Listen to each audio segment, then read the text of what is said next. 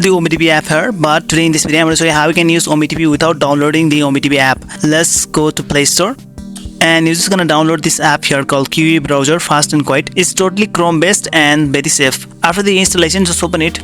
After it has opened, just search here user agent switcher for Chrome. Just do Google search for this and we're gonna find this one here, user agent switcher and manager, the second one, and it will bring you the Chrome web store. You just have to click on add to Chrome here. Okay, so now it's been added to this browser, that is QE browser. What you're gonna do is close this tab. Now tap on these three dots at the top right side, scroll down and you're gonna find this user agent switcher extension and tap it. I'll firstly zoom in to show you clearly. Firstly tap on the drop down arrow for browser, scroll down, choose the Safari one here, not the mobile Safari, just the Safari. And for the platform, just tap on the Windows drop down, scroll down and choose the iOS. Now choose the first option here, that is 1, and scroll down and tap on apply all windows. So the user agent has been switched. Now what you're gonna do is open new tab and we're gonna go to Ome TV.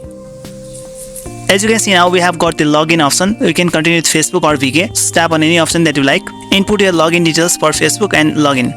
As you can see now, Ome TV has loaded. So guys, I just show you the method for Android. For iPhone, you can just directly go to Safari and then go to Ome TV. It will just load you the page where you can directly use it. So that's the way how you can use Ome TV app without downloading it. If you like this video, then just give a thumbs up and don't forget to subscribe my channel. Okay, bye.